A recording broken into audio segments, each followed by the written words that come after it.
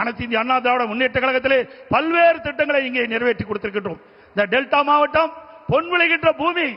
அப்படிப்பட்ட விளை நிலங்களை ஸ்டாலின் அவர்கள் துணை முதலமைச்சர் இருந்த காலகட்டத்திலே விவசாய நிலங்களை அபகரிக்கின்ற விதமாக மீத்தேன் ஹைட்ரோ கார்பன் திட்டத்திற்கு அந்த புரிந்துணர்வு ஒப்பந்தம் போட்டது திரு ஸ்டாலின் முன்னிலையிலே. விவசாயிகள் பாதிக்கப்படக்கூடாது என்பதற்காக அம்மாவுடைய அரசாங்கம் விவசாய கோரிக்கை ஏற்று மத்திய அரசோடு தொடர்பு கொண்டு அந்த விளைநிலங்களை பாதுகாக்கின்ற விதமாக பாதுகாக்கப்பட்ட வேளாண் மண்டலத்தை கொண்டு வந்து விவசாயிகளை பாதுகாத்த அரசாங்கம் அண்ணா திமுக அரசாங்கம். அதோடு குடிமராமத்து திட்டத்தை கொண்டது ஏரி குளம் குட்டைகள் எல்லாம் அனைத்தும் சீர்வு செய்யப்பட்டு பெய்கின்ற மழைநீர் முழுவதும் சேமித்து வைத்தோம்.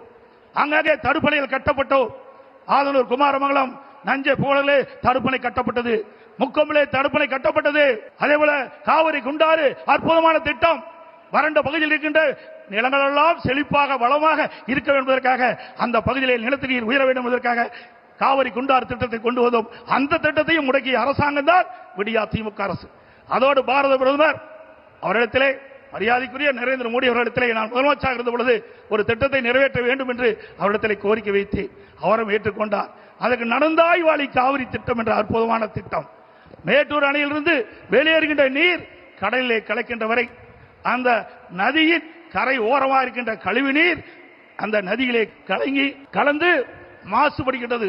அந்த நீரை சுத்தமான நீராக மக்கள் பருக வேண்டும், விவசாயத்துக்கு சுத்தமான நீராக பாய்ச்ச வேண்டும் என்ற அடிப்படையிலே அவரிடத்திலே கோரிக்கை வைத்தேன். அவரும் ஏற்றுக்கொண்டு அன்றைய தினம் 2 அவைகள் கூட்டத்திலே மேதகு குடியரசுத் தலைவர் உரையிலே இடம்பெறச் செய்து 2024ஆம் ஆண்டு அதற்கு வடிவம் கொடுத்தார் பாரத பிரதமர் அவர்கள். அவருக்கு நன்றியை இந்த நேரத்தில் தெரிவித்துக் கொள்கிறேன். சுமார் 11,250 கோடி நடந்தாய்வாளி காவிரி திட்டத்திற்கு மத்திய அரசு அனுமதி கொடுத்தது 2024ஆம் ஆண்டு கொள்கை விளக்க குறிப்பிலே இடம்பெற்றிருக்கிறது தமிழ்நாடு அரசிலே. ஆனால் இதுவரை அதை நிறைவேற்றப்படவில்லை. அது அனைத்து இந்திய அண்ணா திராவிட முன்னேற்ற கழக ஆட்சியிலே கொண்டு வரப்பட்ட திட்டம், மத்திய அரசு அனுமதிக்கப்பட்ட திட்டம் என்ற ஒரே காரணத்திற்காக இன்று தினம் முடக்கி வைத்திருக்கின்றார்கள்.